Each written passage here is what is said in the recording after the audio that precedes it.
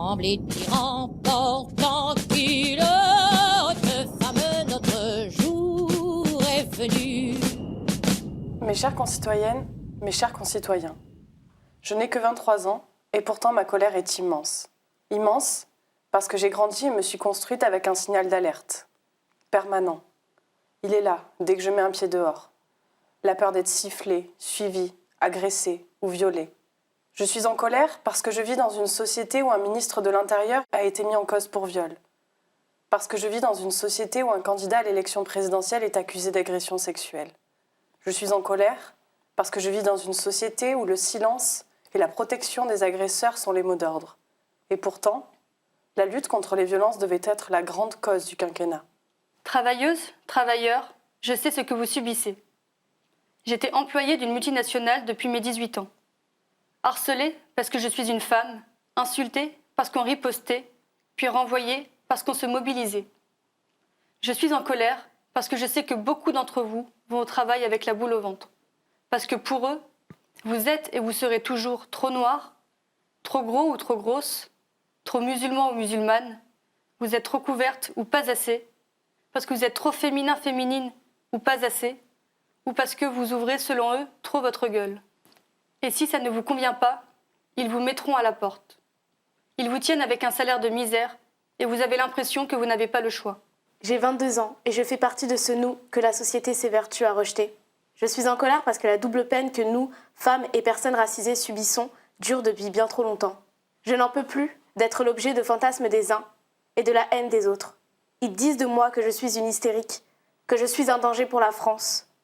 Ils parlent sans cesse de moi. Ma parole est muselée et reléguée sans cesse au second plan, partout et tout le temps.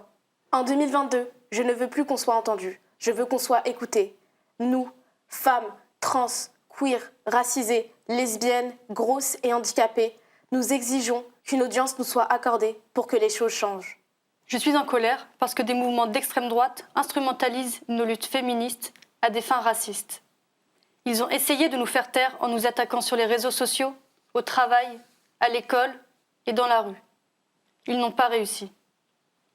Pourtant, ils ont franchi un nouveau seuil de violence. Lors d'un meeting d'un soi-disant homme politique, ils nous ont attaqués. Attaqués parce que nous sommes féministes, antiracistes, anticapitalistes. Certaines et certains sont sortis de ce meeting en sang. Je ne veux pas vivre dans un monde où on subit des attaques fascistes et où l'on doit s'inquiéter de nos soi-dites forces de l'ordre. Je ne veux pas vivre dans ce monde où cette force est utilisée contre les trans, les travailleurs et les réfugiés qui défendent leurs droits. À celles et ceux qui nous disent « je ne crois pas à cette histoire », vous n'aviez qu'à pas boire. À celles et ceux qui sont censés nous protéger mais qui nous demandent si on l'a pas un peu cherché, qui nous demandent si on n'exagère pas un petit peu, qui nous demandent comment on était habillés. Arrêtez de remettre en cause notre parole. Je veux d'une société où la culture du viol n'existe plus. C'est dans cette société-là que je veux vivre. Dans une société où les institutions nous écoutent. Dans une société où les professionnels de santé, les policiers, les juges nous respectent et ne remettent pas en cause notre parole. Je suis chargée de détermination, de force et de colère. Et c'est cette colère qui me permet de militer. Et je ne suis pas la seule. Nous sommes dans la rue, sur les réseaux sociaux, dans les collèges, les lycées, les facs, dans les associations, dans les usines, dans les entreprises. Nous sommes tous et toutes ensemble, avec partout la même conviction. Les violences sexistes et sexuelles ne sont pas une fatalité. Quand la société nous lâche, on retrouve de la force auprès des nôtres. En 2022, on avance avec nos sœurs et nos adelphes. On leur imposera de nous faire la place qu'on mérite.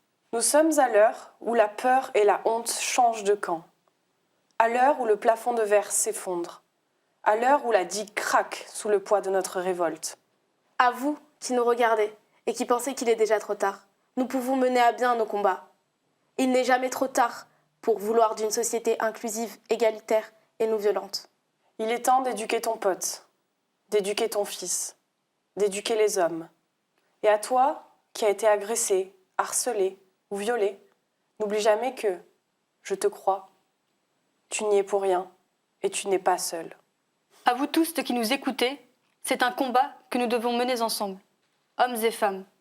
Nous devons prendre le temps d'inculquer aux plus jeunes le consentement, la non-violence et l'acceptation. À celles et ceux qui refusent une société égalitaire et inclusive, qui ont peur d'un simple pronom, car elles ont peur du changement.